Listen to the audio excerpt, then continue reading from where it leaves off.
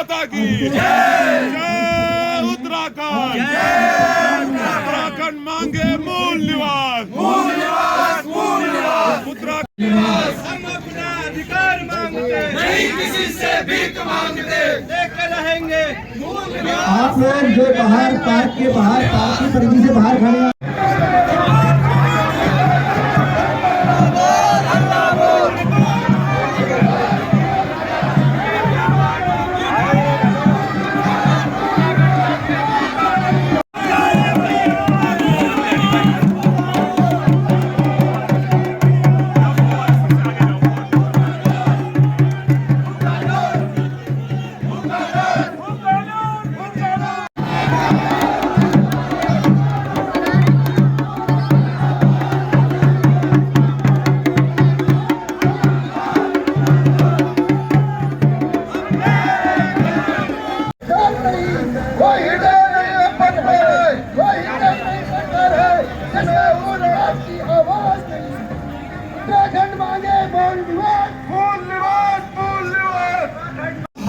स्थायी निवास के रूप में साझा नहीं कर सकते।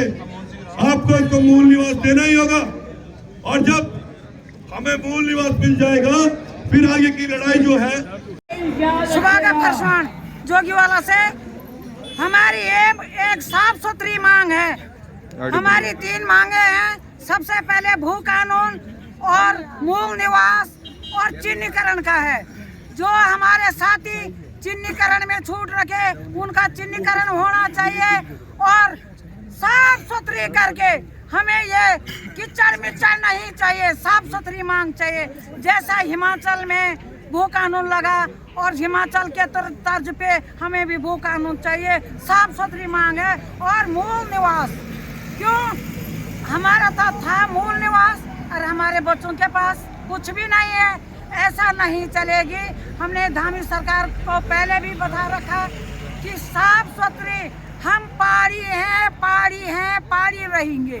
क्यों हमारा उत्तराखंड साफ सुथरा देवभूमि है। ये देवभूमि साफ सुथरी होनी चाहिए। यहाँ कीचड़ मिचड़ काली गोरी वो नहीं चलेगी। ये लाठी डंडे पुलिस आगे नहीं चलेंगे। धामी सरकार डरता है, पुलिस को आगे करता है। देखिए, यह अलग प्रदेश से जगी थी। देहरादून और हल्द्वानी की रैलियों के बाद अब जिला स्तर पर ये रैलियाँ शुरू हो रही है। जिला स्तर से हम लोग ब्लॉक स्तर पे, ग्राम स्तर पर, और जिस हिसाब से लोगों की भावनाएं इससे जुड़ रही है, लोगों की भावनाएं इससे जुड़ी है, लोगों के मन में एक आग लगी हुई है कि हमारी ज़मीनें हमसे छीनती जा रही हैं, मूल निवास के अभाव में हमारा जो है रोजगार हमसे छीनता जा रहा है। तो ये लोगों के अंदर ये एक चिंगारी धधक रही है, और राज्य बनाने की जो लड़ाई थी ये उससे एक बड़ा आंदोलन का स्वरूप ये लेने वाले, राज्य को बचाने की लड़ाई। और हम तो आह्वान करते हैं कि सारे लोग इसमें जुटे और अपने अधिकारों की इस लड़ाई को, इससे पहले कि सब कुछ खत्म हो जाए, नष्ट हो जाए, उससे पहले सब लोग जागे और सब लोग इकट्ठा होकर एकजुट हो जाए। देखिए, उत्तराखंड में सशक्त भू कानून की मांग क्यों उठ रही है, ये हम सबको जो नीति नियंता है उनको सोचने की बहुत जरूरत है।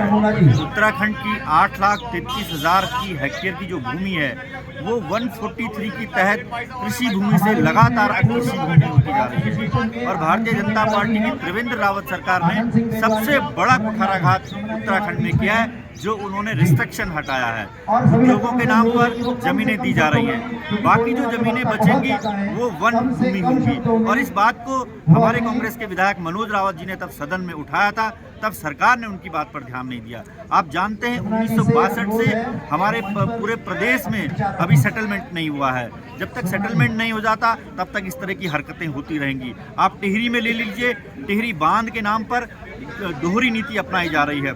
जो बांध के विस्थापित हैं, जिनकी 50% भूमि डूब क्षेत्र में चली गई, उनको पहले 10 बीघा कृषि भूमि और आवासीय भूखंड दिया जाता था, लेकिन वर्तमान की डबल इंजन सरकार ने उनके साथ भी छलावा किया और अब उनको केवल 74,40,000 रुपये दिया जा रहा है, जबकि उनकी 50% जमीनें ली जा रही हैं। केंद्र की सरकार ने अभी 2013-14 में जो पुनर्वास और पुनर्स्थापन के लिए जो कानून लाए थे, जिसे हम लारा के नाम से जानते हैं, उसमें भी ये व्यवस्था है कि यदि कोई काश्तकार जिसकी भूमि परियोजना के लिए ली गई थी और परियोजना कंपनियां उस भूमि का उपयोग नहीं कर पा रही हैं, तो वापस वो काश्तकार को दी जाएगी। लेकिन ये सब नहीं हो रहा है, इसलिए ये सब मांगे उठ रही हैं।